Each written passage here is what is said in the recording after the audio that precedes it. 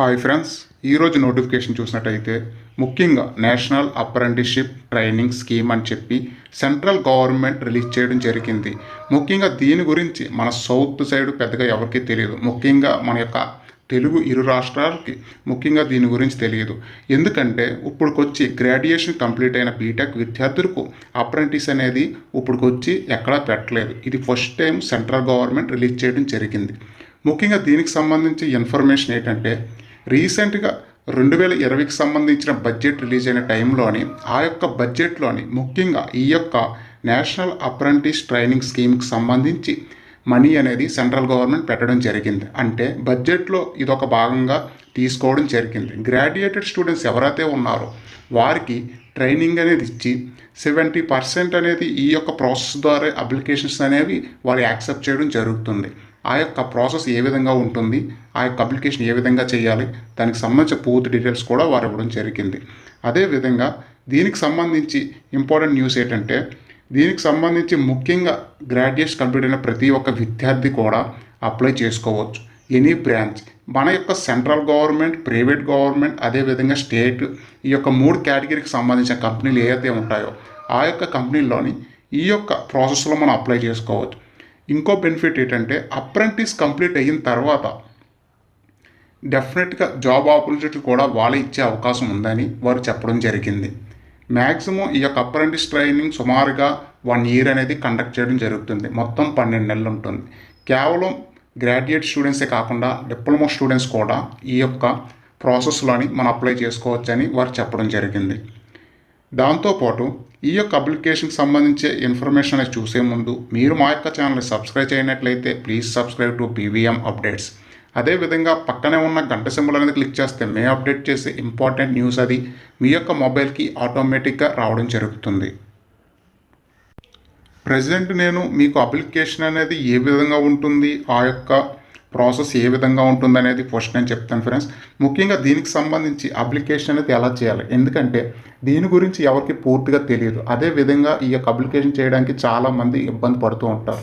కనుక దానికి ఇక్కడ వారు ఇచ్చిన ఒక పీడిఎఫ్ ద్వారా ఆ యొక్క ప్రాసెస్ ఏ విధంగా ఉంటుంది, మొదటగా ఏ విధంగా రిజిస్ట్రేషన్ అవ్వాలి, దాన్ని ఎలా అప్లై చేయాలి, దానికి సంబంధించిన ఇంపార్టెంట్ డాక్యుమెంట్స్ ఏంటి, ఇలాగ వాటికి సంబంధించిన రిలేటివ్ ఇన్ఫర్మేషన్ అనేది వారు ఇవ్వడం జరిగింది.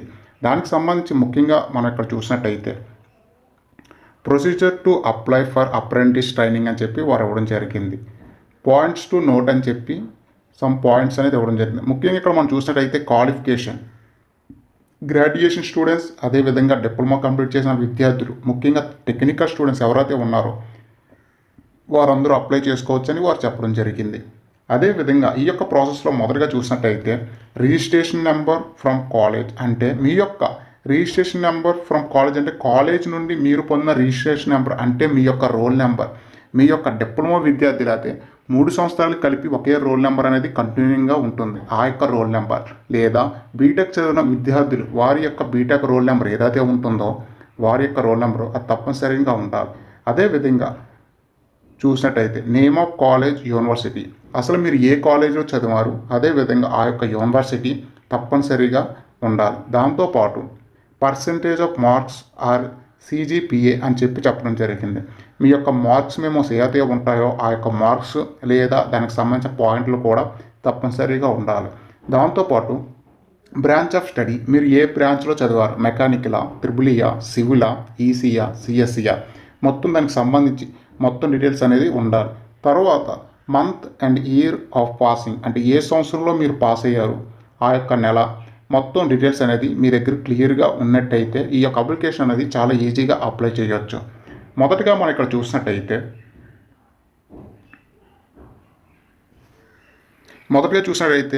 portal.mhrtnats.government.in అని, లేదా సింపుల్గా NTNATS అని కొట్టినా సరే డైరెక్ట్గా దీనికి సంబంధించే వెబ్సైట్ అనేది ఓపెన్ అవ్వడం జరుగుతుంది. ఆ యొక్క వెబ్సైట్ ఓపెన్ అయిన తర్వాత మొదటగా మీకు ఈ విధంగా రావడం జరుగుతుంది, నేషనల్ అప్రెంటిస్షిప్ ట్రైనింగ్ స్కీమ్ అని. తర్వాత మనం ఇక్కడ చూసినట్టయితే దీనికి సంబంధించి ఈ విధంగా వారు ఇవ్వడం జరుగుతుంది. ఏదైతే ఉందో ఈ యొక్క నేషనల్ అప్రెంటిస్ ట్రైనింగ్ స్కీమ్ అని వచ్చిన తర్వాత ఆ యొక్క నేమ్ మీద మీరు క్లిక్ చేసినట్టయితే ఈ విధంగా అప్లికేషన్ అనేది ఓపెన్ అవ్వడం జరుగుతుంది. ముఖ్యంగా అందులో మనం చూసినట్టయితే ఇక్కడ మనం చూసినట్టయితే లాగిన్ ఆర్ ఎన్రోల్మెంట్ అని చెప్పి పైన ఇక్కడ మనకి ఆరెంజ్ కలర్లో వాళ్ళు ఇవ్వడం జరిగింది. ఇక్కడ ఆరెంజ్ కలర్ ఒకటి లాగిన్ అండ్ ఎన్రోల్ అని చెప్పి ఇక్కడ మీరు ఎన్రోల్ అని చెప్పి రెండోది ఏదైతే ఉందో అక్కడ క్లిక్ చేయండి. క్లిక్ చేసిన తర్వాత ఇక్కడ ఎలిజిబిలిటీ చెక్ అని చెప్పి ఇవ్వడం జరిగింది. ఐఎమ్ డాష్ అని అడిగారు. అంటే ఇక్కడ మీరు సింపుల్గా ఏంటంటే ఇక్కడ అప్లికేషన్ ప్రాసెస్ ఏంటంటే మీరు ఇబ్బంది పడాల్సిన అవసరం లేదు. మీ యొక్క నేమ్స్ డీటెయిల్స్ అన్నీ అక్కడ పర్టికులర్గా వాళ్ళు పెద్దగా ఏం అడగరు. యాక్చువల్గా వారు ఇచ్చిన ఆప్షన్లు ఏదైతే ఉన్నాయో ఆ ఆప్షన్లో మీ యొక్క ఎలిజిబిలిటీ ఏదైతే ఉంటుందో మీరు స్టూడెంటా లేదా వర్కా ఇలా అడగడం జరుగుతుంది. మీరు స్టూడెంటా లేకపోతే రెగ్యులరా ఇర్రెగ్యులరా ఈ టైప్లో వాడే ఆప్షన్స్ అనేది ఇవ్వడం జరుగుతుంది. ఆ యొక్క ఆప్షన్లో మీరు దేనికైతే పాసిబిలిటీ ఉంటుందో దాన్ని మీరు క్లిక్ చేయాల్సి ఉంటుంది. తర్వాత స్టెప్ 1 కంప్లీట్ అయిన తర్వాత స్టెప్ 2 అనేది వెళ్ళడం జరుగుతుంది. తర్వాత ఏ స్టూడెంట్ అని చేసాం. తర్వాత ఐఆమ్ మై నేమ్ అని చెప్పి వారు ఇవ్వడం జరిగింది. ఇక్కడ కూడా ఐఆమ్ స్టూడెంట్ అని చెప్పి ఇక్కడ అవ్వడం జరుగుతుంది. మొత్తం ఏ ఇయర్లో కంప్లీట్ అయ్యింది అని వారు పర్టికులర్గా ఇక్కడ మనకి ఆప్షన్ అనేది ఇవ్వడం జరుగుతుంది. ఇక్కడ మనం చూడవచ్చు ఐఆమ్ ఏ స్టూడెంట్ అని ఇక్కడ మెన్షన్ చేసాం. ఇక్కడ మనం ఆ యొక్క బాక్స్ ఎండింగ్లో చూసినట్టయితే వారు ఇచ్చారు కదా, ఆ యొక్క బ్రాకెట్ ఎండింగ్లో ఒక యారో మార్క్ అనేది ఉంటుంది. ఆ యొక్క యారో మార్క్ అనేది క్లిక్ చేస్తే డైరెక్ట్గా దీనికి సంబంధించిన ఆప్షన్లు అనేవి రావడం జరుగుతుంది 2 or 3. అందులో మీరు ఏదైతే ఆప్షన్ పాసిబిలిటీ ఉంటుందో దాన్ని మీరు అక్కడ సబ్మిట్ చేయాల్సి ఉంటుంది. తర్వాత మనం ఈ యొక్క లెవెల్ 2 కంప్లీట్ అయిన తర్వాత లెవెల్ 3కి అనేది వెళ్ళడం జరుగుతుంది. ఈ యొక్క లెవెల్ 3కి వచ్చేసరికి మీ యొక్క సర్టిఫికేట్స్ ఏవైతే ఉన్నాయో ప్రతిదీ కూడా ఈచ్ అండ్ ఎవ్రీ చాలా ఇంపార్టెంట్. ఇక్కడ లెవెల్ 3లో చూసినట్టయితే టైప్ ఆఫ్ గ్రాడ్యుయేషన్ అంటే మీరు ఇంటర్మీడియట్ కంప్లీట్ అయ్యి గ్రాడ్యుయేషన్కి వెళ్ళారా లేదా డిప్లొమా చేసి గ్రాడ్యుయేషన్ చేశారా అని చెప్పి వారు అడగడం జరుగుతుంది. అందులో మీరు ఏ ఆప్షన్ పాసిబిలిటీ అయితే అది పెట్టండి. ఇంటర్మీడియట్ కంప్లీట్ అయిన విద్యార్థులు ఇంటర్మీడియట్ కంప్లీట్ అయిన తర్వాత గ్రాడ్యుయేషన్కి వెళ్ళినట్టయితే మొదట క్లిక్ చేయండి. లేదా డిప్లొమా కంప్లీట్ అయిన తర్వాత గ్రాడ్యుయేషన్కి వెళ్ళుంటే అక్కడ మనం క్లిక్ చేయాల్సి ఉంటుంది. తర్వాత మనం చూసినట్టయితే స్టేట్ ఏంటి అని అడుగుతారు. స్టేట్ తర్వాత మీ యొక్క యూనివర్సిటీ, తర్వాత మీ యొక్క రోల్ నెంబర్ అంటే మీ యొక్క గ్రాడ్యుయేషన్లో ఉన్న మీ యొక్క రోల్ నెంబర్ లేదా డిప్లొమా టైంలో ఉన్న మీ యొక్క రోల్ నెంబర్ అనేది అడగడం జరుగుతుంది. ఆ తర్వాత చూసినట్టయితే గ్రాడ్యుయేషన్ సంబంధించి మీ యొక్క ఇంపార్టెంట్స్ ఏదైతే ఉన్నాయో college name, college branch, roll number same details అనేవి మళ్ళీ రెండోసారి అప్లై చేయాల్సి ఉంటుంది. తర్వాత లెవెల్ 3 అనేది కంప్లీట్ అయిన తర్వాత లెవెల్ 4 అనేది ఓపెన్ అవుతుంది. ఈ యొక్క లెవెల్ 4లో చూసినట్టయితే ముఖ్యంగా మన యొక్క సంబంధించిన మన యొక్క బ్రాంచ్ డిపార్ట్మెంట్ ఏదైతే ఉంటుందో ఆ యొక్క డిపార్ట్మెంట్కి సంబంధించి మీ యొక్క సర్టిఫికేట్స్ ఏదైతే ఉన్నాయో each and every original certificates అనేవి తప్పనిసరిగా ఉండాలి. దాంతోపాటు ఈ యొక్క ఒరిజినల్ సర్టిఫికేట్స్ అనేవి మన పీడిఎఫ్లో కన్వర్ట్ చేయాల్సి ఉంటుంది. మీ యొక్క ఫోటో అనేది 1 MB కంటే తక్కువ ఉండాలి. అదేవిధంగా మీ యొక్క సర్టిఫికేట్స్ ఏవైతే ఉన్నాయో మీ యొక్క బీటెక్ సర్టిఫికేట్స్ ఏవైతే ఉన్నాయో ఆ యొక్క సర్టిఫికేట్స్ తప్పనిసరిగా పీడిఎఫ్ అనేది చేయించాలి. పీడిఎఫ్ చేసి 1 MB కంటే తక్కువ ఉండేలా చూసుకోవాలి.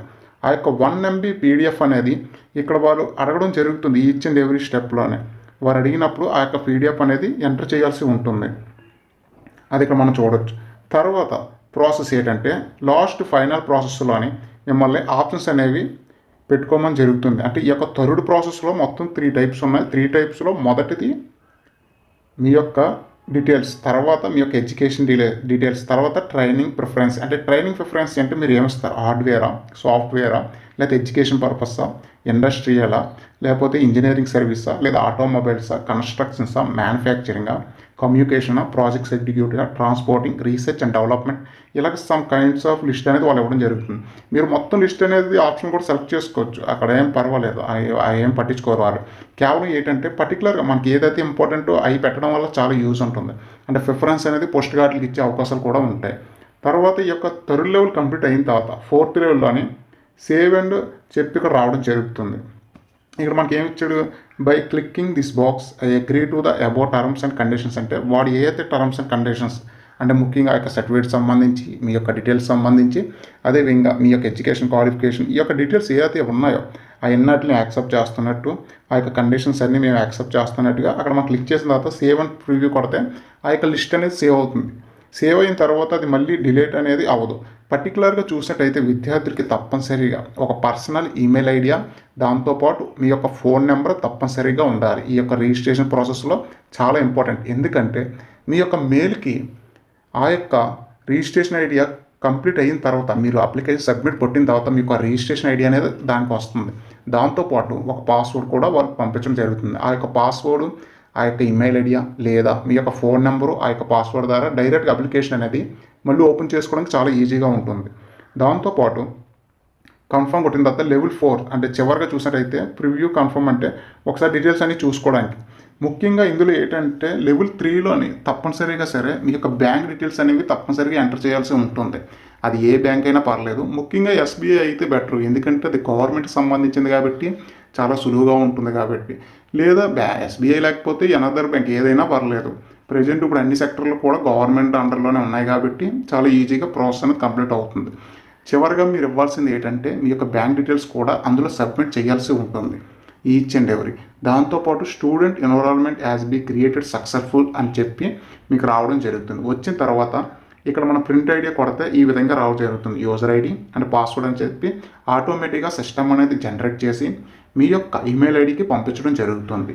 అక్కడ మనం ప్రింట్అవుట్ అనేది తీసుకోవచ్చు. లాస్ట్గా మనం చూసినట్టయితే ఈ యొక్క ప్రింట్ వచ్చిన తర్వాత చాలామంది ఎలాగ అప్లై చేయాలనే ప్రాసెస్ అనేది చాలామంది ఇబ్బంది పడుతూ ఉంటారు. ఇక్కడ వరకు చూసినట్టయితే అప్లికేషన్ అనేది కంప్లీట్ అయింది జస్ట్ అంతే, ఇంకా మీరు అప్లై చేసేంత ప్రాసెస్కి అయితే వెళ్ళలేదు. ఎందుకంటే ఈ యొక్క అప్లికేషన్ అనేది కంప్లీట్ అయిన తర్వాత మీరు తప్పనిసరిగా సరే ఒక 4 or 5 days లేదా మినిమం 10 days కూడా పట్టవచ్చు. ఎందుకంటే మీరు అప్లికేషన్ సబ్మిట్ కొట్టిన తర్వాత ఆ యొక్క వెరిఫికేషన్ చేసిన తర్వాత సెంట్రల్ గవర్నమెంట్ సంబంధించి ఆ యొక్క సంస్థ మీకు ఒక రిజిస్ట్రేషన్ ఐడి పంపించడం జరుగుతుంది. ఇక్కడ మీరు యూజర్ ఐడి చూసారు కదా, ఇది సుమారుగా మ్యాక్సిమం 4 daysలో రావచ్చు, లేదా అంతకంటే ఎక్కువ కూడా పట్టవచ్చు. ఎందుకంటే ఇది చాలా పెద్ద ప్రాసెస్ కాబట్టి కొద్దిగా ఇబ్బందిగా ఉంటుంది. అయినా సరే ఒకవేళ ఇది కానీ అప్లై చేస్తే ఫ్యూచర్లో డెఫినెట్గా దీన్ని ఇచ్చి ఆపర్చునిటీస్ అనేవి చాలా ఎక్కువ వస్తాయి. ఎందుకంటే ముఖ్యంగా సెంట్రల్ గవర్నమెంట్ మొత్తం దీని పరిధిలోనే ప్రాసెస్ అంతా జరుగుతుంది కాబట్టి ప్రస్తుతానికి. అదేవిధంగా ఈ యొక్క రిజిస్ట్రేషన్ ఐడి అనేది మీకు 5 or 10 days కల్లా మీ యొక్క మెయిల్కి రావడం జరుగుతుంది. ఆ యొక్క రిజిస్ట్రేషన్ నెంబరు జనరేట్ అయిన తర్వాత మీ యొక్క ప్రొఫైల్ కన్ఫర్మ్ అయినట్లు అర్థం. తర్వాత ఈ అప్లికేషన్ ప్రాసెస్ ఏదైతే ఉందో కంప్లీట్ అయిన తర్వాత ఆ యొక్క రిజిస్ట్రేషన్ నెంబర్ జనరేట్ అయిన తర్వాత procedure to apply for apprenticeship training in అని చెప్పి ఇవ్వడం జరిగింది. ఇక్కడ కొచ్చి షిప్ యార్డ్ లిమిటెడ్ ఉంది. అంటే ముఖ్యంగా ఒక కొచ్చి షిప్ యార్డ్ సంబంధించిన ఒక లిస్ట్ అనేది నేను తీసుకోవడం జరిగింది. ఎందుకంటే ఆ యొక్క సంస్థ క్లియర్గా మనకి ఏ విధంగా అప్లై చేయాలనేది మనకు చెప్పడం జరిగింది. అంటే అప్రెంటిస్షిప్ ఎలా అప్లై చేయాలి, తర్వాత మీకు వచ్చిన రిజిస్ట్రేషన్ ఐడియా లేదా మీ యొక్క మెయిల్ కానీ మీ యొక్క ఫోన్ నెంబర్ కానీ అంటే ఈమెయిల్ ఐడియా కానీ ఫోన్ నెంబర్ కానీ తీసుకొని అదేవిధంగా పాస్వర్డ్ ఏదైతే ఉంటుందో ఆ యొక్క పాస్వర్డ్ అంటే ఏం లేదు, మీ యొక్క డేట్ ఆఫ్ బర్త్ పాస్వర్డ్ అనేది కూడా వాళ్ళే ఇవ్వడం జరుగుతుంది. ఆ రెండు కూడా మీ మెయిల్కి వస్తాయి. మీ ఈమెయిల్కి వచ్చిన దాన్ని ఎంటర్ చేసి లాగిన్ అయినట్టయితే మీ యొక్క ప్రొఫైల్ ఈ విధంగా రావడం జరుగుతుంది. ఇప్పుడు మీకు ఆ యొక్క సెంట్రల్ గవర్నమెంట్ అప్లికేషన్ వెరిఫై చేసిన తర్వాత రిజిస్ట్రేషన్ ఐడియా వచ్చిన తర్వాత అప్లికేషన్ అనేది ఈ విధంగా ఓపెన్ అవ్వడం జరుగుతుంది. ఓపెన్ అయిన తర్వాత ఇక్కడ మనం ఫస్ట్లో చూసుకుంటే మై ప్రొఫైల్ అని ఉంది. ఆ యొక్క మై ప్రొఫైల్ చూసినట్టయితే వెల్కమ్ పర్సన్ నేమ్ ఉంటుంది, తర్వాత ఐడి ఉంటుంది. ఈ యొక్క ఐడి ఏదైతే ఉందో ఇదే మనకు తప్పనిసరిగా రావాల్సి ఉంది. తర్వాత ఈమెయిల్ ఐడి చూసినట్టయితే ఈమెయిల్ ఐడి కూడా ఇక్కడ రావడం జరుగుతుంది. తర్వాత కాంట్రాక్ట్ నెంబర్ అనేది ఎప్పుడు వస్తుందంటే మీరు అప్రెంటిస్షిప్కి అప్లై చేసిన తర్వాత ఈ యొక్క అప్రెంటిస్ కంప్లీట్ అయిన తర్వాత మీ మెయిల్కి కాల్ లెటర్ వస్తుంది. ఆ టైంలో ఈ యొక్క కాంట్రాక్ట్ నేమ్ అనే నెంబర్ అనేది అక్కడ రావడం జరుగుతుంది. డేట్ ఆఫ్ ఎన్రోల్మెంట్ అని చెప్పి అక్కడ డేట్ అనేది మీరు ఎప్పుడు సబ్మిట్ చేశారో అక్కడ సంబంధించిన డేట్స్ అని వస్తాయి. అదేవిధంగా ఇక్కడ మనం స్టార్టింగ్లో చూసినట్లయితే home, communication, employment, apprenticeship, eligibility requirement అని ఉంది కదా ఫ్రెండ్స్. ఈ యొక్క ఆప్షన్ మీద క్లిక్ చేయండి. క్లిక్ చేసిన తర్వాత ఫైండ్ ఎస్టాబ్లిష్మెంట్ అని చెప్పి ఉంది. ఎస్టాబ్లిష్మెంట్ రిక్వెస్ట్ ఉంది కదా, అక్కడ క్లిక్ చేసిన తర్వాత ఇలా 2 ఆప్షన్స్ రావడం జరుగుతుంది. అక్కడ ఫైండ్ ఎస్టాబ్లిష్మెంట్ అని క్లిక్ చేస్తే మీకు ఈ విధంగా రావడం జరుగుతుంది.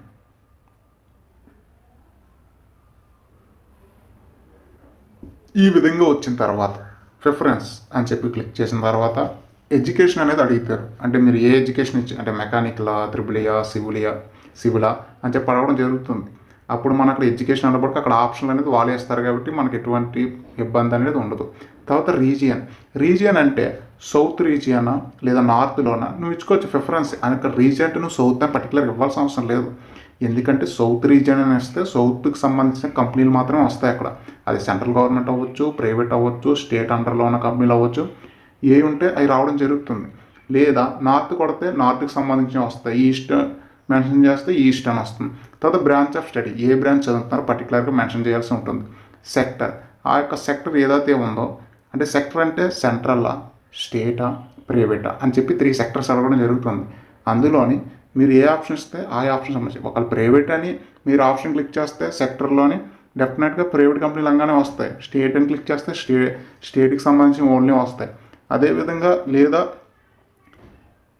సెంట్రల్ అని కొడితే సెంట్రల్ సంబంధించిన లిస్ట్ అనేది రావడం జరుగుతుంది. తర్వాత స్టేట్ అనేది చూసినట్లయితే మీరు ఏ స్టేటో ఆ స్టేట్ క్లిక్ చేయండి. లేదా మీరు తమిళనాడులో చేయాలనుకుంటున్నారా, సరే ఆ యొక్క స్టేట్ ప్లేస్లోని తమిళనాడు మెన్షన్ చేయండి. డిస్టిక్, అదే తమిళనాడులోని ఏ డిస్ట్రిక్ట్లో చేయాలనుకుంటున్నారు, చెన్నై, కోయంబత్తూరా ఇలాగా, లేదా ఆంధ్రప్రదేశ్లోని విశాఖపట్నం, ఈస్ట్ గోదావరి, లేదా అదేవిధంగా తెలంగాణ విద్యార్థులు అయితే కరీంనగర్, రంగారెడ్డి జిల్లా ఇలాగ మెన్షన్ చేయాల్సి ఉంటుంది. ఆ యొక్క స్టేట్లో ఏ డిస్టిక్ క్లిక్ చేస్తే ఆ యొక్క డిస్టిక్లో ఉన్న కంపెనీలు ఏవైతే ఉంటాయో అవి రావడం జరుగుతుంది. Choice the establishment of technical activity అని చెప్పి అడగడం జరిగింది. ఇక్కడ క్లిక్ చేసినట్టయితే సేమ్ ఇందాకలాగే నువ్వు దేంట్లోకి వెళ్ళాలనుకున్నావు, ఐటీ హార్డ్వేరా, సాఫ్ట్వేరా, కమ్యూనికేషన్ స్కిల్సా, లేదా ఇండస్ట్రియల్ పరంగా, లేకపోతే ఎడ్యుకేషన్ పరంగా, లేకపోతే మ్యానుఫ్యాక్చరింగ్ ఇలాగ ఆప్షన్ అనేది రావడం జరుగుతుంది. అందులో క్లిక్ చేసిన తర్వాత ఎలక్టెడ్ సబ్జెక్ట్ అని ఉంది, అక్కడ ఏది మెన్షన్ చేయకపోయినా పర్వాలేదు. సెర్చ్ అని కొట్టిన తర్వాత, సెర్చ్ అని చేసిన తర్వాత అక్కడ కింద చూసినట్లయితే ఇక్కడ సెర్చ్ బటన్ అనేది ఇవ్వడం జరిగింది. అది క్లిక్ చేసిన తర్వాత ఈ విధంగా రావడం జరుగుతుంది. ఈ విధంగా చూసినట్టయితే ప్రిఫరెన్సీ సేమ్. ఒకవేళ మీరు ఇంకా ఈజీ కావాలంటే సెర్చ్ ఎస్టాబ్లిష్మెంట్ అని క్లిక్ చేసి ఎస్టాబ్లిష్మెంట్ నేమ్ అంటే మీరు ఎందులోకి వెళ్ళాలనుకుంటున్నారో ఆ యొక్క ఇండస్ట్రియల్ నేమ్ అదే టైప్ చేసి సెర్చ్ అని కొడితే డైరెక్ట్గా దానికి సంబంధించి వేకెన్సీ ఉందో ఆ లిస్ట్ అనేది ఈ విధంగా రావడం జరుగుతుంది. ఆ యొక్క లిస్ట్ అనేది చూసినట్టయితే ఈ విధంగా రావడం జరుగుతుంది.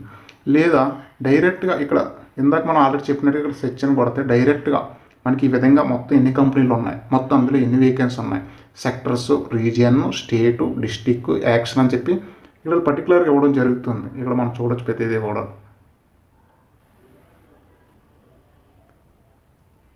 తర్వాత మీరు ఇక్కడ వచ్చిన తర్వాత మొత్తం ఆ యొక్క కంపెనీ నేమ్ వచ్చిన తర్వాత ఆ యొక్క కంపెనీ నేమ్ మీద క్లిక్ చేస్తే ఈ విధంగా అందులో ఉన్న కేటగిరీస్, సివిల్ కేటగిరీ ఎన్ని పోస్టులు ఉన్నాయి, కంప్యూటర్ అప్రెంటిస్ ఎన్ని ఉన్నాయి, అలా మొత్తం గ్రాడ్యుయేషను, డిప్లొమా కేటగిరీ ఇలా 2 కేటగిరీకి సంబంధించిన వేకెన్సీ లిస్ట్ అనేది ఈ విధంగా రావడం జరుగుతుంది. ఫర్ ఎగ్జాంపుల్ మీకు చూపెడుతున్నాను అంతే ఫ్రెండ్స్. ఇక్కడ పైన ఇక్కడ చూసినట్టయితే మనకు బ్లూ కలర్లో అప్లై అని ఉంది. అప్లై అనే దగ్గర మనం క్లిక్ చేసినట్టయితే ఈ యొక్క అప్లికేషన్ అనేది ఆటోమేటిక్గా అప్లై అవ్వడం జరుగుతుంది.